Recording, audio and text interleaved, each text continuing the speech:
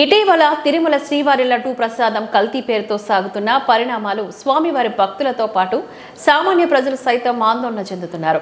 ఇప్పుడు ఈ పరిస్థితికి ప్రస్తుత పాలకులు ప్రభుత్వ పెద్దలే కావడం బాధాకరము అంటూ మాజీ ఎమ్మెల్యే మార్కాపురం వైఎస్ఆర్సీపీ సమన్వయకర్త అన్న రాంబాబు ఆవేదన వ్యక్తం చేశారు. భక్తుల్లో ఆందోళన నెలకొనేలా దుష్ప్రచారం చేసే పాపానికి ఒడిగట్టిన చంద్రబాబు పాపం ప్రక్షాళన కావాలని కోరుతూ మార్కాపురం శ్రీ చెన్నకేశ్వర స్వామి ఆలయంలో, వెలిగొండ శ్రీ వెంకటేశ్వర స్వామి ఆలయంలో ఆయన పార్టీ శ్రేణులతో కలిసి ప్రత్యేక పూజలు ఆచరించారు. అనంతరం మీడియా ప్రతినిధులతో మాట్లాడారు. గడిచిన కొన్ని రోజులుగా తిరుమలపై పాలకులు, కొన్ని పార్టీల వాటి నాయకులు చేసిన హడావిడి ప్రజల్లోని ఆందోళన కలిగిస్తుంది. శ్రీవారి లడ్డూ ప్రసాదంలో కల్తీ జరుగుతుందనే ఆరోపణలో వాస్తవం లేదని తాము నమ్ముతున్నామని అన్నారు. టీటీడీ వ్యవస్థలో ఎందరో ఉద్యోగులు, అర్చక స్వాములు ప్రసాదం తయారీలో ఉంటారు. వారెవరూ దేవుని ప్రసాదం విషయంలోని తప్పు చేయరు. ఒకవేళ తప్పు జరిగిందని భావిస్తే ఇప్పుడు పాలకులు తమ చెప్పు చేతుల్లో ఉన్న సిట్ బృందంతో కాకుండా సుప్రీంకోర్టు సిట్టింగ్ జడ్జితో న్యాయ విచారణ జరిపించాలని ఆయన డిమాండ్ చేశారు. న్యాయ విచారణలోని ఎవరు దోషులైతే వారిని శిక్షించండి అని కోరారు. తాను ఈరోజు చెన్నకేశవ స్వామి, రాజలక్ష్మి అమ్మవారిని, వెలిగొండ శ్రీ వెంకటేశ్వర స్వామి వారిని ప్రార్థించింది కూడా దేవుని విషయంలో తప్పు చేసిన వారికి మాత్రమే శిక్ష పడాలని, భక్తుల ఆందోళన, మానసిక క్షోభ తక్షణమే తొలగిపోవాలని, దుష్ప్రచారం చేసే వారి పాపాన్ని ప్రక్షాళన చేయాలని ప్రార్థించామని చెప్పారు. సందర్శించి ఆ స్వామివారికి ఎవరైతే ఈ విషయంలో తప్పు చేసింటే చేసిన వాళ్ళని తప్పగా శిక్షించండి. ఒకవేళ తప్పు జరగకపోతే ఈ మాటలు బయటికి తెచ్చినటువంటి వ్యక్తుల్ని శిక్షించండి అనే దానికోసం మనందరం కూడా ఈరోజు దేవాలయాల్ని, స్వామివారిని దర్శించుకోవడం జరిగింది. ఈరోజు ప్రతి ఒక్క భక్తులకి విజ్ఞప్తి చేస్తూ ఉన్నాం. దీన్ని తేల్చేదానికోసం చంద్రబాబు నాయుడు గారు తన దగ్గర పనిచేస్తున్నటువంటి అధికారులతో కాకుండా సుప్రీంకోర్టు న్యాయమూర్తి గారి ఆధ్వర్యంలో చేసినట్లయితే వాస్తవాలు వెలుగులోకి వస్తాయి. ఎవరు చేసినా తప్పు జరిగుంటే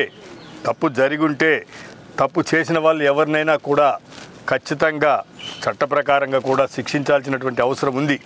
ఒకవేళ తప్పు జరగకపోతే ఈ భక్తుల యొక్క, ప్రజల యొక్క మనోభావాలతోటి ఆడుకుంటున్నటువంటి రాజకీయ చదరంగంలో ఈ మాటలు చెప్తున్నటువంటి పెద్దల్ని కూడా శిక్షించాల్సిన అవసరం కూడా ఉంది అని చెప్పేసి కూడా తెలుపుతూ ప్రతి ఒక్కరికి కూడా భక్తులకు విజ్ఞప్తి చేస్తూ ఉన్నా.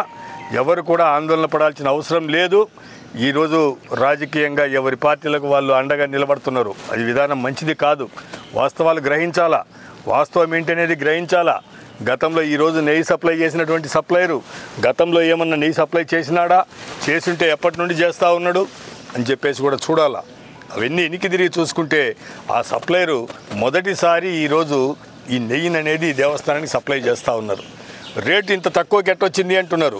రేటు ఇంత తక్కువ గెట్టొచ్చింది అంటే పెద్ద పెద్ద బ్రాండ్లో పేర్లు ఉన్నటువంటి లీటర్ డబ్బాలు, ఉదాహరణకి చంద్రబాబు నాయుడు గారి కుటుంబానికి చెందినటువంటి హెరిటేజ్ సంస్థకు సంబంధించింది కూడా రేట్ ఎంత ఉన్నింది. ఆ రేట్లో రాష్ట్ర డీలర్ దగ్గర నుండి, ప్రాంత డీలర్ దగ్గర నుండి స్థానికంగా అమ్మేటువంటి వ్యక్తి కనుక ఎంత కమిషన్ల కింద వాళ్ళకు ఆ లాభం కింద డబ్బు ఇవ్వాలా. ప్యాకింగ్ ఛార్జెస్ ఏంది, ట్రాన్స్పోర్టేషన్ ఏంది, జిఎస్టీ ఏంది. కానీ ఈరోజు వచ్చినట్టుకి ఇవన్నీ లేకుండా లూజు ఒక కిలో అమ్మిన దానికి 10 లక్షల కిలోలు అమ్మిన దానికి ఒకటే రేటు ఉంటుందా? రేటు వ్యత్యాసం అంటారు. ఇవన్నీ తప్పుడు విధానాలు. ఈరోజు ఇచ్చేటువంటి నెయ్యి వాళ్ళు ఇచ్చినా, ఇంకొకళ్ళు ఇచ్చినా పచ్చి పాల మీద ఉన్నటువంటి వెన్న శాతాన్ని తొలగించి తద్వారా దాన్ని వేడి చేసి కాచి ఆ నెయ్యి తయారు చేసి ఇస్తూ ఉన్నారు. 2000 అవుతుంది, 3000 అవుతుంది అని చెప్పేది అయిద్ది. ఏ రీతిగా అవుతుంది?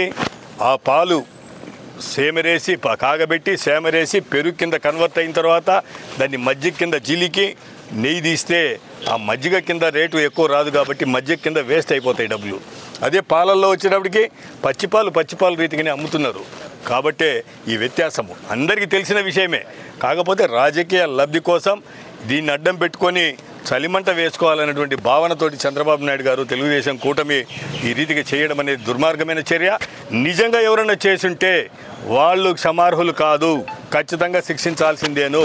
దాంట్లో ఎలాంటి అనుమానం పడాల్సిన అవసరం లేదు. ఆ పార్టీ ఈ పార్టీ అనేది కాదు. కాబట్టి ప్రస్తుతం మీరు ఇమ్మీడియట్గా సుప్రీంకోర్టు న్యాయమూర్తి గారి ద్వారా దీనికి సంబంధించినటువంటి ఎంక్వైరీ జరిపించి ప్రజల యొక్క, భక్తుల యొక్క మనోభావాలకు ఇబ్బంది కలగకుండా తప్పు జరిగి ఉంటే తప్పనిసరిగా వాళ్ళని శిక్షించి, లేని పరిస్థితుల్లో ఇటువంటి విషయాలు ప్రజల్లోకి తీసుకొని వచ్చి ఆందోళనకు గురి చేస్తున్నటువంటి వారిని కూడా ఈ విధానానికి మొదలుపెట్టిన వారికి కూడా ఆ భగవంతుడు శిక్షించాలని చెప్పేసి కోరుతూ మనందరం కూడా నాయకుడి యొక్క ఆదేశాల మేరకు ఇక్కడికి రావడం జరిగింది. మీ అందరికీ కూడా